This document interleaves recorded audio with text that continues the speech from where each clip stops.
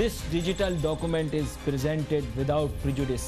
मैं हूं अली नासिर, रुपया पैसा में आपको खुशामदीद कहते हैं। जनाब वाला, स्टॉक एक्सचेंज की भी अजीब ही कुछ फितरत है, कुछ समझ नहीं आती इसकी। स्टॉक एक्सचेंज में जिन लोगों ने पैसा लगाया है उनकी कैफियत बिल्कुल वैसी है जैसे कभी किसी बेवफा लड़की से मोहब्बत हो गए। इंसान कितनी भी ठोकरें खाए उसकी मोहब्बत में, फिर उसी की तरफ जाने की कोशिश करता है, लेकिन फिर मुंह की खाता है। स्टॉक एक्सचेंज में भी कुछ लोगों का यही हाल हुआ। स्टॉक मार्केट भी लोगों को कभी चपत, कभी थप्पड़, कभी ठुड्डा लगाती रही, लेकिन क्या करें, मजबूर।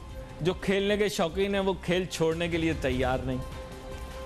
एक दफ़ा क्या हुआ, वैसे पढ़ा किसी चीज़ के बारे में भी जा सकता है, तालीम किसी चीज़ के बारे में भी हासिल की जा सकती है। तो ये कि जुआरी जो होता है ना, जुआरी को जानते हैं आप? वैसे तो इस कौम में बहुत जुआरी है, लेकिन हम बोल नहीं सकते। जुआ जो खेलते हैं, जुआरी जुआ खेलता है, हारता है तो उसको ऐसा महसूस होता है कि मैं फिर खेलूंगा तो जीत जाऊंगा। फिर खेलता है, फिर हार जाता है, कहता है अब अगली बारी में जीत जाऊंगा। फिर खेलता है, फिर हार जाता है। इसी तरह ये सर्कल चलता जाता है। जुआरी जुआ नहीं छोड़ता। मैंने बड़े जुआरियों का इंटरव्यू लिया है।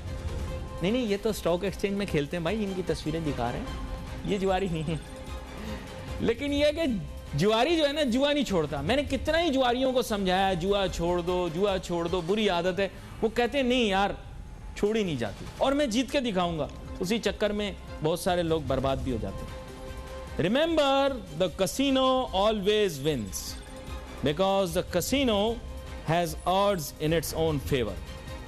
स्टॉक मार्केट को इन्वेस्टमेंट की जगह समझो, जुए का अड्डा मत समझो। ये मेरी राय ही नहीं, मैं आपको बता रहा हूं, ये मुस्तनद सोच है। स्टॉक में पैसा लगाते हो इन्वेस्टमेंट पर्सपेक्टिव से लगाओ, जुए के तौर पर नहीं लगाओ, क्योंकि जुए में इंसान हारता ज्यादा, जीतता कम। ऐसा मुस्तनद आरा में लिखा हुआ है। मेरे साथ बहुत ही अहम मेहमान आज शामिल गुफ्तगू होंगे, उन्हीं की तरफ जाऊंगा। काफी अरसे के बाद प्रोग्राम में तशरीफ लाए हैं जनाब अमीन यूसुफ साहब, टेक होल्डर, शेयर होल्डर PSX, और माजी में बड़े अहम ओहदों पर फाइज रहे, सनती, ताजिर, सियासत में भी मुतहरिक हैं। वेलकम करता हूँ सर आपको। अमीन यूसुफ साहब, क्या हाल है? शुक्रिया आपका बहुत बहुत, काफी अर्से बाद मुलाकात हो रही है। बड़े लोग उजड़ गए आप लोगों के स्टॉक एक्सचेंज के चक्कर में। आप लोगों ने लोगों को ऐसी ऐसी लॉलीपॉप दी, भारी भरकम पहलवानों को लेकर आए, उन्होंने लोगों को चढ़ाया कि आओ आओ अखाड़े में आओ। देखो मैं इशारों से कितनी बातें कहता हूँ।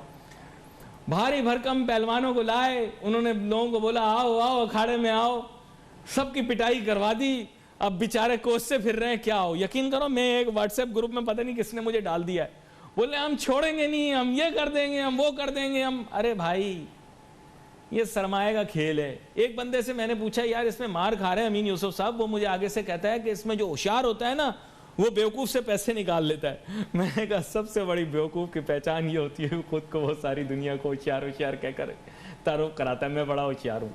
ये उसकी बहुत बड़ी पहचान होती है जो बेवकूफ़ आदमी है। खैर एनीवे, अमीन यूसुफ साहब कहना चाहूंगा, आप कहें खुल के। आपने इंट्रो में कहा कि जुआ, देखिए जुआ नहीं, मैंने नहीं कहा। लोग समझते जुआ है, ठीक है, आप खुद नहीं कह रहे लेकिन लोग कहते हैं। हाँ। देखिए, एक मार्केट में अगर कोई इन्वेस्टमेंट्स करता है, उसको अगर डिविडेंड वाले अच्छे स्टॉक्स लेता है तो वो पैसे बनाता है, ठीक है ना। अगर आप कहेंगे रातों रात में पैसे, और आप उसको जुए की नज़र से देखेंगे कि मैं आज पैसे लेके जाऊंगा, तो आप गवा भी सकते हैं।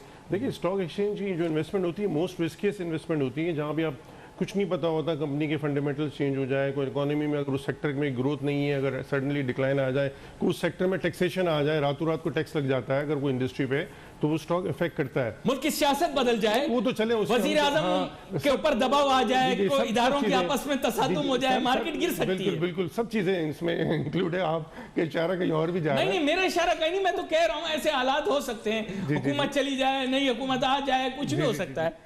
नहीं हो तो सकता है ना। तो ये देखिए, कोई अपनी मर्जी से इन्वेस्टमेंट कर रहा होता है, जो अगर स्टॉक एक्सचेंज में आ रहा होता है, उसको कोई ब्रोकर उसको वो नहीं कर रहा होता, फोर्स नहीं कर रहा होता। आप अपनी मर्जी से अकाउंट खोलते हैं। अब तो अकाउंट खोलने का प्रोसीजर भी बड़ा डिफिकल्ट हो गया है, ईमेल की भी आपको करनी पड़ती है, कंप्लाइंस करनी पड़ती है।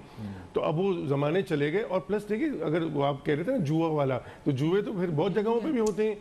मैं नहीं कह रहा, मैं कह रहा हूँ जुए की तरह मत खेलें। चले, आप नहीं कहते, लोग कहते हैं। हाँ, लोग कहते हैं सट्टा कहते हैं, आमतौर पे सट्टा कहते हैं। तो ये तो फिर प्रॉपर्टी में भी बहुत सारी ऐसी चीजें होती हैं। हाँ, तो फिर तो why we are targeting Pakistan जैसे मुल्क के अंदर जहाँ पानी मौजूद नहीं है, जहाँ गैस की किल्लत है, जहाँ बिजली पूरी नहीं आती, वहां पे प्रॉपर्टी की कीमतें बढ़ना ये गैर फितरी चीज है। मैं तो मानता हूं। पानी आपको मिलता है या फ्री में मिलता है? अगर आप दुनिया भर में जाए तो पानी की कॉस्ट होती है, ये भी आप चीज देखें। हम हर चीज या मिलता ही नहीं है फ्री में, देखिए या फ्री ऑफ कॉस्ट कुछ भी नहीं मिलता। एक छोटी सी ब्रेक, वापस आता हूं उस पानी में, दिखाता हूं कैसे मिलता है हमारे यहाँ। Let's take a short break.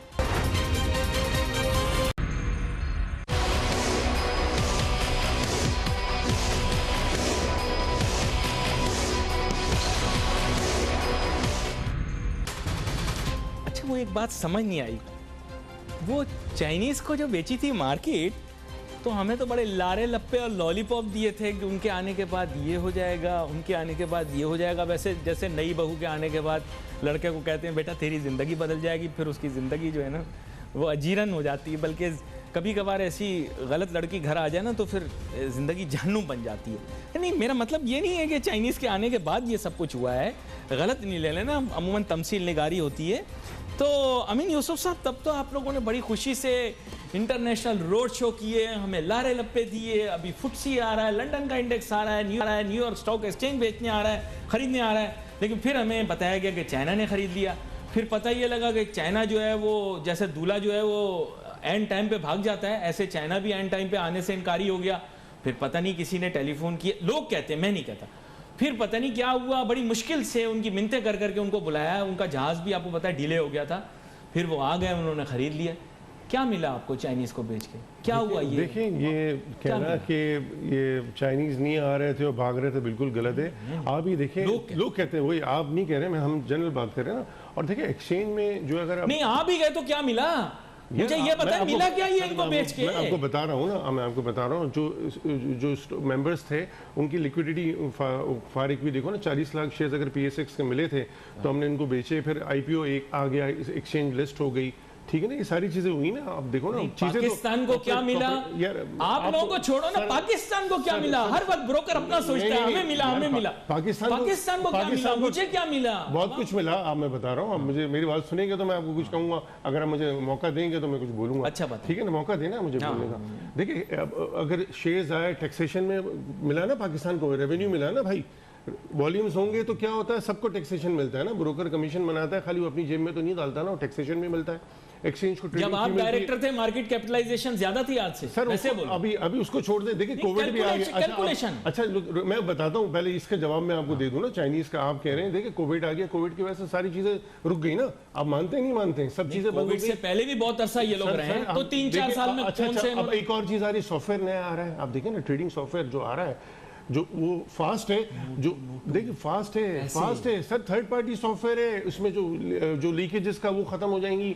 आपको फास्ट सॉफ्टवेयर है, आपके ट्रांजैक्शन फौरन ज्यादा एग्जीक्यूट होंगे। तो ये भी देखिए, और इंटरनेशनल मार्केट के साथ इनलाइन हो जाएंगे। देखिए कितनी नई लिस्टिंग, नहीं, इसका जवाब तो दे दूं, कितनी फॉरेन इन्वेस्टमेंट, उसका भी देता हूं। देखिए पॉजिटिव चीजें भी तो डिस्कस करो ना आप, ठीक है ना। अब सॉफ्टवेयर आ रहा है, आपके फास्ट ट्रांजैक्शंस मूव होंगे। मार्केट में जो कभी वॉल्यूम ज्यादा होते तो मार्केट बंद हो जाती, वो नहीं होगा। लीकेजेस नहीं होंगे, in line with international market. ये सॉफ्टवेयर नया आएगा, उसमें अपडेशन भी with in the time frame updations भी होंगी कि सॉफ्टवेयर अपडेट होता रहेगा वक्त के साथ, ठीक है ना। कनाडा वाले अंकल बुलाए थे यार, तो उसको क्या किया उन्होंने कनाडा वाले अंकल ने? सर हिस्ट्री को आप डिस्कस नहीं करें, अभी की बात करें ना। हिस्ट्री को क्यों नहीं डिस्कस करें आप? अच्छा, वो आए तो उन्होंने क्या कर दिया? आपने पहले तो नहीं की, उसने क्या मसला कर दिया मुझे बताएं। आपको कोई ऐसी चीज है तो आपको कुछ ऐसा है तो बता दें। नहीं, तो फिर आए तो चले गए। देखिए आएगा भी 3 साल में, 5 साल हो गए शादी को, 19 से कुछ नहीं हो रहा।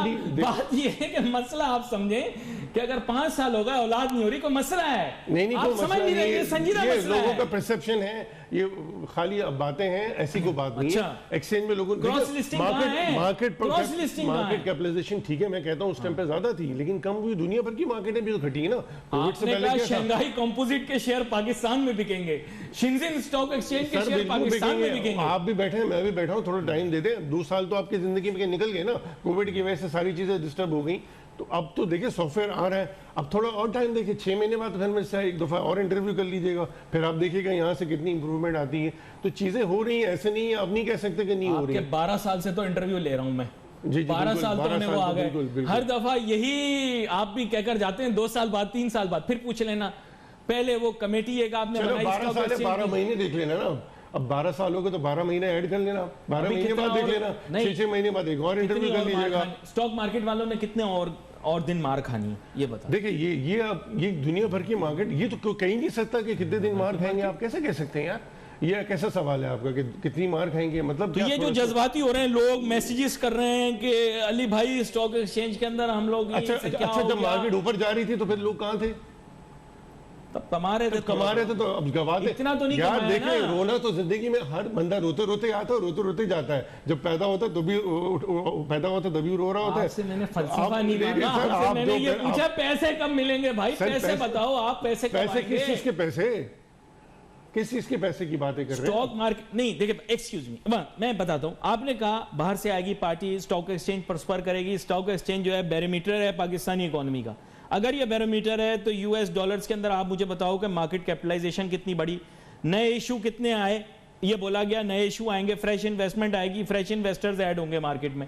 आप मुझे कहीं से भी इंप्रूवमेंट दिखा दो, मैं मान जाऊंगा। आईपीओ तो आ रहे हैं, ऑक्टोपस आया, और भी आईपीओ तो आ रहे हैं। आईपीओ तो आना शुरू हो गए, ऐसे नहीं कह सकते कि नहीं आ रहे, अब आना शुरू हो गए। आप ये देखें ना, 2 साल तो आपके जाया हुए ना। 2 साल में तो सारी चीजें स्टैग्नेंट थी, हर जगह चीजें रुकी हुई थी ना। आप अपना बता दें ना, 2 साल में क्या किया सर? और इस 2 साल के बाद भी दुनिया होगी। नहीं तो अभी तो चल रही है ना दुनिया, अब तो चीजें नॉर्मलाइज हम जा रहे हैं, तो अब देखिएगा चीजें बेहतर होना शुरू हो जाएंगी। और अच्छा, इन्वेस्टर जब गवा रहा होता है फिर वो रो रहा होता है, तो ठीक है ना। अगर इन्वेस्टर अगर अपना पैसा प्रॉपर्टी में लगाता है तो देखता है, लोकेशन देख के प्लॉट ले रहा होता है कि मैं डिफेंस में लूं, मैं इधर लूं, मैं उधर लूं। तो भाई यहाँ स्टॉक ले रहे हो तो फिर 30 स्टॉक्स नहीं लो ना, ऐसे स्टॉक्स लो जिनमें कोई ग्रोथ स्टोरी हो या जिनमें कोई डिविडेंड हो। आप ऐसे लेंगे तो फिर आप मार खाएंगे। और अगर आप इन्वेस्ट करना चाह रहे हैं, ब्रोकर कहता है रुपए 2 रुपए वाले ले लो, तो उसका क्या कसूर है? आप इन्वेस्टमेंट, ब्रोकर नहीं कहता। देखें, ब्रोकर अगर एडवाइस देगा तो आपके पैसा तो आपका है ना। अगर आपको रियल एस्टेट का बंदा एडवाइस देगा कि अली भाई आप ये प्लॉट ले लें, आप बोलेंगे नहीं भाई ये तो सही नहीं है, लोकेशन ही खराब है, तो आप अपनी आंखें तो खुला रखें। सर बिल्कुल, देखिए बिल्कुल हमसे 15% कैपिटल गेन लिया जा रहा है और रियल एस्टेट में 5% लिया जा रहा है। इतनी बड़ी डिस्पैरिटी क्यों है? एसेट क्लास में कभी भी नहीं होनी चाहिए। मैं तो कह रहा हूँ, इवन आप बता दें, हम इतने डॉक्यूमेंटेड, हमेशा आप स्टॉक एक्सचेंज को क्रिटिसाइज कर रहे हो तो कि ये हो गया वो हो गया। आप रियल एस्टेट वालों को क्यों नहीं पकड़ते भाई? रियल एस्टेट बोर्ड बना है, दुनिया भर में रेगुलेटेड है। Where is that? डिफेंस का आप आपको सारी दुनिया भर से लीक्स आ रही है, आप डिफेंस लीक्स करें ना। डिफेंस में लोगों के जो प्लॉट पड़े उसको डिस्क्लोज करें, किस किस के प्लॉट है सर, बताएं ना। के बहुत नजदीक आ गया हूं मैं, बिल्कुल आग लग रही है, बताएं ना सर, बताएं। फिर आप जब बातें करेंगे तो फिर हम भी बातें करेंगे। फिर इक्वल होना चाहिए। देखिए एसेट क्लास अगर सेम है, इक्विटीज है और रियल एस्टेट साथ चलते हैं, कमोडिटीज भी साथ चलता है। अच्छा, कमोडिटीज का क्या बना? वो तो बड़े होटल के बाहर आपने बोर्ड लगाया था, यहाँ पे नई कमोडिटी एक्सचेंज बना रहे हैं। देखिए उसमें काम, वैसे आप लोग भी हमें पक्का मामू बनाते हो। अच्छा मैं इसमें बताता हूँ, उसमें ये है कि एक रिक्वायरमेंट आई है कि इंडिविजुअल मेंबर काम नहीं कर सकता है। मैं उसमें स्ट्रांगली प्रोटेस्ट करता हूँ कि वो कहते हैं कि कॉर्पोरेशन बनाए। होता ये कहते हैं कि कमोडिटीज का स्टॉक एक्सचेंज का काम बिल्कुल डिफरेंट है। उसमें ये होता है कि कमोडिटीज में जो है ना अंडरलाइंग एसेट नहीं है ना, आप कमोडिटीज ले रहे हैं और सारा काम एक्सचेंज के थ्रू हो रहा होता है। सिर्फ डिपॉजिट्स भी इवन एक्सचेंज के पास पड़ी होती है। यहाँ डिफरेंट स्टॉक ब्रोकर में क्या है कि स्टॉक ब्रोकर के पास क्लाइंट का पैसा पड़ा होता है, शेयर्स पड़ा होता है। एक्सचेंज में, कमोडिटी एक्सचेंज में ऐसा कुछ नहीं है, सारा पैसा एक्सचेंज में पड़ा होता है। तो मैं ये कहूंगा जो 2 करोड़ रुपए की जो रिक्वायरमेंट लगी हुई है वो एक्सचेंज लगाई, उसको कम करके 50 लाख करें ताकि लोग और आए। अगर आप कंस्ट्रेन करेंगे कैपिटल का तो लोग कौन आएगा स्टॉक ब्रोकर, कौन बनेगा कमोडिटी ब्रोकर? अभी भी वॉलिटिलिटी एक्चुअली ज्यादा है। एक छोटी सी ब्रेक लेते हैं, वापस आते हैं, फिर गुफ्तगू जारी रखेंगे। लौट ब्रेक।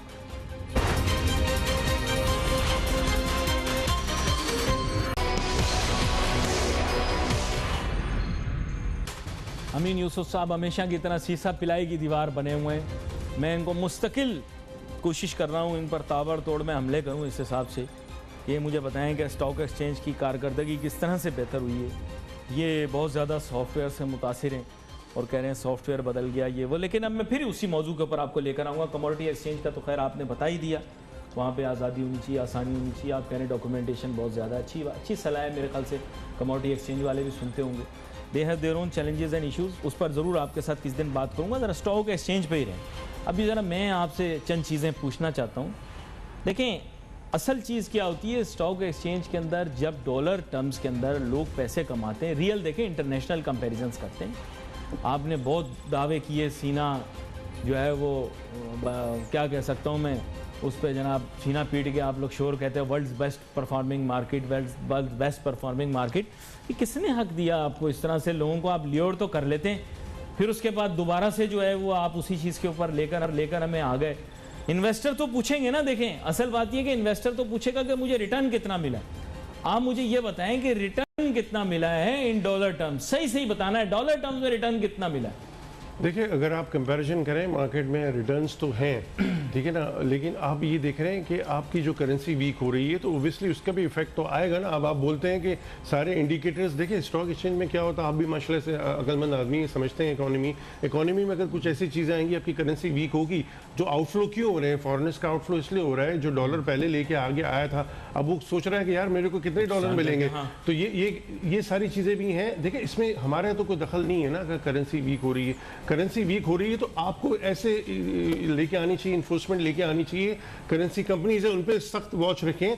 बल्कि मैं तो इवन कह रहा हूं कि जो डॉलर ले रहा है बेच रहा है, अगर एक अमाउंट रख दे 1000 या 1500, उसको एनटीएन लें, बोले टैक्स पेयर है कि नहीं, और डॉलर लेके आ रहा है हजारों में डॉलर, अगर वो करेंसी में के पास वाले के पास जा रहा है और वो बेच रहा है तो उसको पे भी चेक होना चाहिए। पहले कंप्लीट करें, हम पे तो सारा चेक है, एंटी मनी लॉन्ड्रिंग की आप सारी चीजें हमसे चेक कर रहे होते हैं। भाई सोर्स ऑफ इनकम दिखाओ सोर्स ऑफ इनकम, कहां से पैसे आए, कहां से इन्वेस्टमेंट कर रहे हो भाई, बताओ। रिटर्न दिखाओ, ये दिखाओ, वो दिखाओ।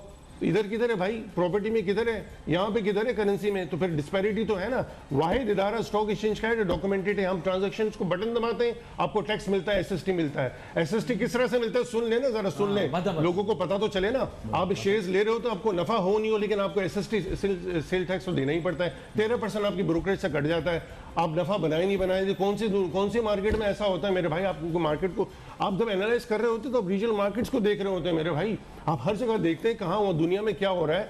दुनिया में इन्वेस्टर्स बढ़ रहे हैं या इन्वेस्टर्स घट रहे हैं। आप कहते हैं कि इन्वेस्टर्स ठीक है बढ़े, इस साल इन्वेस्टर्स बढ़े, 20,000 इन्वेस्टर आपके नए अकाउंट्स खोले, ये अप्रिशिएट करें। ये भी तो देखो ना, 20,000 लोग आए हैं ना भाई, वो कहाँ से आए हैं? उन्होंने अकाउंट खोले, वो आपको नंबर्स बता रहे हैं। मासूमाना सवाल, मासूमाना मत पूछना भाई, वो डॉक्यूमेंटेशन पूछना, आप जैसे उसको समझ लें।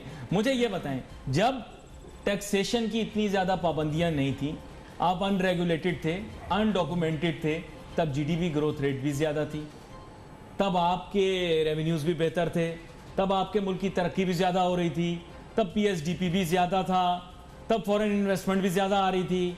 आपने जब टैक्स ज्यादा इकट्ठा करना शुरू किया, रेगुलेशन शुरू की, डॉक्यूमेंटेशन शुरू की, तो अब दुनिया की नजर में भी आप खटक रहे हो। एफएटीएफ भी आपको कह रही है कि आप गड़बड़ हो, दुनिया के गलत कामों में आपका नाम पहले भी आ रहा था, अब भी आ रहा है। क्या फर्क पड़ा? क्यों रेगुलेट कर रहे हो आप? क्यों इतना ज्यादा टैक्सेशन कर रहे हो भाई?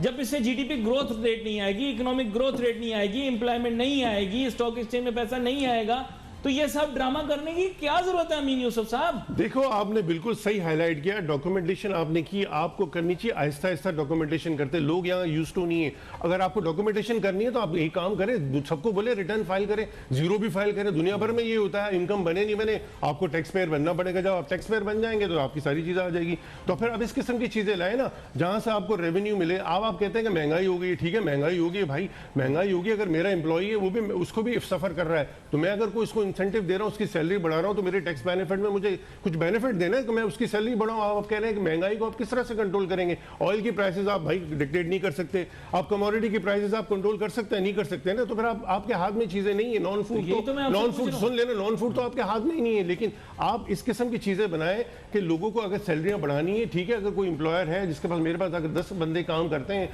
मैं अगर उनकी सैलरी इन्फ्लेशन एडजस्टेड दे रहा हूं, तो मुझे तो एडवांटेज देना। मेरा अगर कॉर्पोरेट टैक्स 29% है तो मुझे एडवांटेज दे। इस तरह से क्या होगा, लोगों को जो प्रॉब्लम्स आ रहे हैं, इस तरह से आपको एवेन्यूज ढूंढने हैं। ये तो आप देखिए, कमोडिटी की प्राइसेस तो अगर $150 होगी तो आप क्या करोगे? उसके सवाल का जवाब मुझे आप दे दें।